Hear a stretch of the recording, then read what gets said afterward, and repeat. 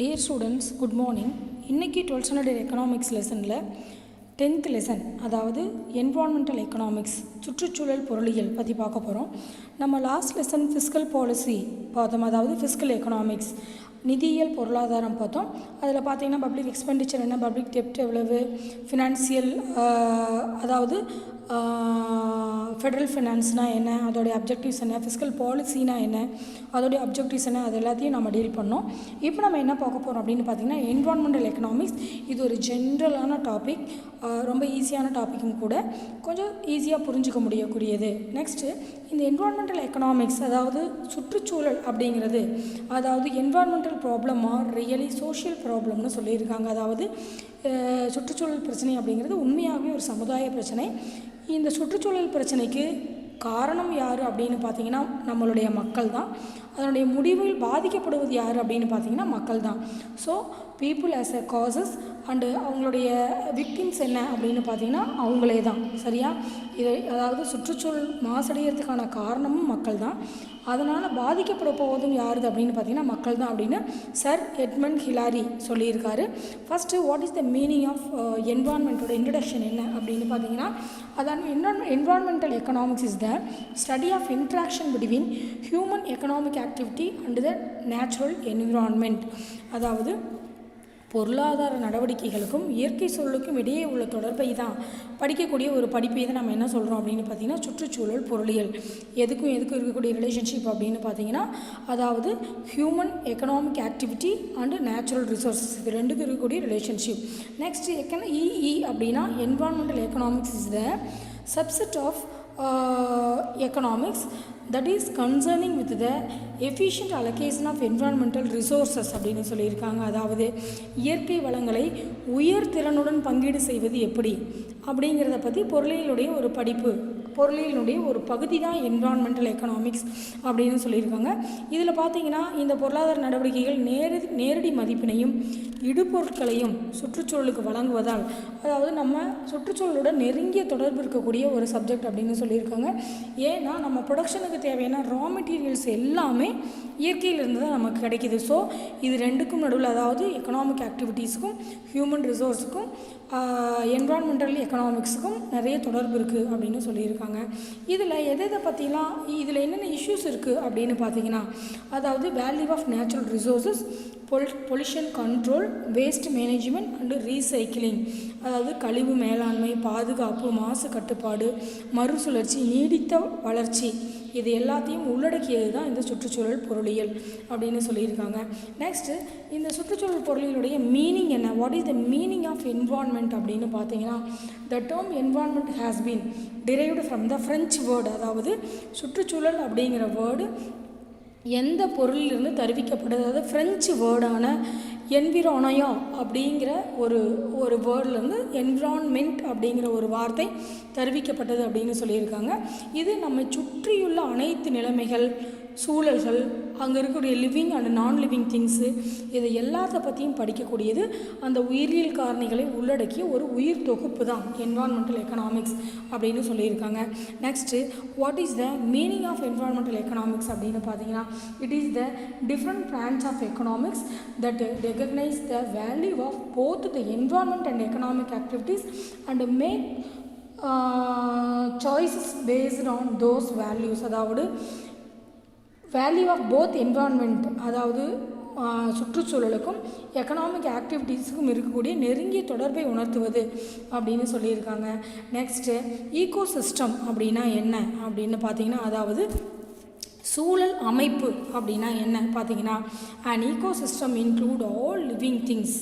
என்னென்ன அப்படின்னா plants, animals and organism, இது எல்லாத்தையும் லிவிங் திங்ஸ்னு சொல்கிறோம். அதாவது உயிர் வாழ் பொருட்கள், உயிரினங்கள் மற்றும் நான் லிவிங் திங்ஸு, இதை எல்லாத்தையும், அதாவது ஒரு குறிப்பிட்ட பகுதியில் இருக்கக்கூடிய உயிரினங்கள் மற்றும் உயிரற்றவை ஆகியவற்றுக்கு இடையே இருக்கக்கூடிய தொடர்பை தான் சூழல் அமைப்பு அப்படின்னு சொல்லியிருக்கோம். பாருங்கள், an ecosystem include all living things is given area interact with each other, ஒன்றோடொன்று தொடர்புடையது, and also with their non-living environment. Ecosystem are the foundation of a biosphere and they determine the health of the entire earth system, அதாவது உயிர் சமூகமும் உயிரற்றவைகளும் கொண்டுள்ள தொடர்பே சூழல் அமைப்பு அப்படின்னு சொல்லியிருக்காங்க. அதாவது ஒரு குறிப்பிட்ட பகுதியில் இருக்கக்கூடிய லிவிங் திங்ஸ், நான் லிவிங் திங்ஸ், இதை எல்லாத்தையும் கொண்ட ஒரு அமைப்புக்கு பேர் ஈகோசிஸ்டம் அப்படின்னு சொல்லியிருக்காங்க. நெக்ஸ்ட்டு எக்கனாமிக்ஸுக்கும் அதாவது linkages between economy and environment, எக்கானமிக்கு என்விரான்மெண்ட்டுக்கும் என்ன லிங்கேஜஸ் இருக்குது, என்ன தொடர்பு இருக்குது அப்படின்னு பார்த்தீங்கன்னா, அதாவது man's life is interconnected with various other living and non living things. அதாவது ஒரு மனிதனுடைய தொடர்பு அப்படிங்கிறது உயிரற்ற மற்றும் உயிர் இல்லாத காரணிகளையும் உயிரினங்களையும் உள்ளடக்கியது அப்படின்னு சொல்லியிருக்காங்க. The life also depends on social, political, ethics, biophysical and other aspects of economic system. In fact, the life of human being is shaped by his living environment. அதாவது உயிர் உள்ள சில இனங்களுடைய சில இயற்கை மற்றும் உயிரினங்களுடைய இணைந்துள்ளதால் அவனது வாழ்க்கை முறை சுற்றுச்சூழலை பெருமளவு தீர்மானிக்கிறது. அதாவது நம்மளுடைய வாழ்க்கை முறை சுற்றுச்சூழல் பெருமளவு தீர்மானிக்கிறது அப்படின்னு சொல்லியிருக்காங்க. இது ரெண்டுக்கும் இருக்கக்கூடிய தொடர்பை ஆராய்ச்சி செஞ்சவர் யார் அப்படின்னு பார்த்தீங்கன்னா, அதாவது R V Ayres and Allen Kneese அப்படிங்கிற 2 பேரும் பொருள்சார் சமநிலை அணுகுமுறை, அதாவது மெட்டீரியல் பேலன்ஸ் அப்ரோச் அப்படிங்கிறத வடிவமைத்திருக்கிறாங்க அப்படின்னு சொல்லியிருக்காங்க. இதில் நீங்கள் இந்த டயக்ராம்லாம் பார்த்தீங்கன்னா எப்படி, அதாவது ரீசைக்கிள் எப்படி ஆகுது, ப்ரொடியூசர் எப்படி இருப்பாங்க, கன்சியூமர்ஸ் எப்படி இருக்காங்க அப்படிங்கிறத ஈஸியாக புரிஞ்சுக்கலாம். நெக்ஸ்ட்டு பார்த்தீங்க அப்படின்னா இது ஒரு டயக்ராம். இதில் ரா மெட்டீரியல்ஸ் எங்கேருந்து நமக்கு கிடைக்குது அப்படிங்கிறது ஈஸியாக போட்டிருப்பாங்க. ஹவுஸ் ஹோல்டுலேருந்து எப்படி ஃபேர்முக்கு போகுது அப்படின்னு அந்த 2 செக்டார் மாடல் 3 செக்டார் மாடல்லாம் பார்த்துருப்போம். அதை நம்ம ஈஸியாக புரிஞ்சுக்கலாம். நெக்ஸ்ட் பார்த்திங்க அப்படின்னா என்வாரன்மெண்டல் குட்ஸ் அப்படின்னா என்ன, அதாவது சுற்றுச்சூழல் பொருட்கள் அப்படின்னா நம்ம எதை சொல்கிறோம் அப்படின்னு பார்த்தீங்கன்னா, அதாவது என்வாரன்மெண்டல் குட்ஸ் ஆர் டைப்பிக்கலி நான் மார்க்கெட் குட்ஸ், அதாவது சந்தையிடா பொருட்களான தூய்மையான காற்று, இதை சந்தையில் விற்பனை செய்ய முடியாது. பசுமையான போக்குவரத்து உள்கட்டமைப்பு, அதாவது including clear air, clear water, landscapes, green transport infrastructure, public park, urban parks, rivers, mountains, forest and beaches, இது எல்லாமே நான் மார்க்கெட்டபிள் குட்ஸ், அதாவது சந்தையில் விற்பனை செய்ய முடியாத பொருட்கள். இதை எல்லாத்தையும் நம்ம என்ன சொல்கிறோம் அப்படின்னு பார்த்தீங்கன்னா சுற்றுச்சூழல் பொருட்கள், அதாவது நம்ம சுற்றுச்சூழலை தீர்மானிக்கக்கூடிய பொருட்கள். இது எல்லாமே பொல்யூட் ஆகும் பொழுது தான் என்ன ஆகுது அப்படின்னு பார்த்தீங்கன்னா ஒரு ஹியூமன் பீயிங் பாதிக்கப்படுறாங்க அப்படின்னு சொல்லியிருக்காங்க. Next, what is the quantity, அதாவது என்விரான்மெண்டல் குவாலிட்டி அப்படின்னா என்ன, என்விரான்மெண்டல் தரம், சுற்றுச்சூழல் தரம் அப்படின்னா என்னென்னா இது ஒவ்வொன்றின் அளவும் எவ்வளவு இருக்க வேண்டும் அப்படிங்கிறத குறிக்கக்கூடியது என்விரான்மெண்டல் குவாலிட்டி. அதாவது environmental is the pure public goods that can be consumed simultaneously by everyone are and from which no one can be excluded. அதாவது சுற்றுச்சூழலுடன் தொடர்பு இருக்கக்கூடிய எல்லாத்தையும் இது தீர்மானிக்கக்கூடியது அப்படின்னு சொல்லியிருக்காங்க. அதாவது குட்ஸு கன்சியூம் பண்ணும்பொழுது, அதாவது நம்ம கன்சியூம் பண்ணும்பொழுது அந்த கன்சம்ஷன் வேறு யாருக்கெல்லாம் பாதிப்பை ஏற்படுத்தக்கூடும் அப்படிங்கிறத யோசித்து கன்சம்ஷன் நடக்கணும் அப்படின்னு சொல்லியிருக்காங்க. இதில் பார்த்தீங்க அப்படின்னா எக்ஸ்டர்னாலிட்டி அப்படின்னு ஒரு வார்த்தை சொல்லியிருக்காங்க. எக்ஸ்டர்னாலிட்டி அண்ட் த என்விரான்மெண்ட், அதாவது புற விளைவுகள். இந்த என்விரான்மெண்ட்டில் நமக்கு தெரியாத பல புற விளைவுகள் இருக்குது, அது என்னென்ன அப்படின்னு சொல்லியிருக்காங்க. முதல்ல எக்ஸ்டர்னாலிட்டி அப்படின்னா என்ன அப்படின்னு பார்த்துக்கணும். In environmental economics one of the most important market failure is caused by negative externality. அதாவது நெகட்டிவ் எக்ஸ்டர்னாலிட்டி அப்படின்னா என்னென்னா எதிர்மறையான புற விளைவுகள் அப்படிங்கிறத சொல்லியிருக்கிறோம். எதிர்மறையான புற விளைவுகள் அப்படின்னு இதில் நேர்மறை விளைவுகளும் இருக்குது, எதிர்மறை விளைவுகளும் இருக்குது. ப்ரொடக்ஷனில் பாசிட்டிவ் ப்ரொடக்ஷன் எக்ஸ்டர்னாலிட்டி இருக்குது, நெகட்டிவ் ப்ரொடக்ஷன் எக்ஸ்டர்னாலிட்டி இருக்குது. இது எல்லாமே அதாவது நம்ம ஒரு பொருளை கன்சியூம் பண்ணும் பொழுது, நம்ம ஒரு செயலை செய்யும் பொழுது அது மற்றவர்களுடைய பொல்யூஷனுக்கு எவ்வளவு, அதாவது மற்றவர்களுடைய சுற்றுச்சூழலுக்கு எவ்வளவு பொல்யூட் ஆகுது அப்படிங்கிறத பற்றி படிக்கிறது எக்ஸ்டர்னாலிட்டி.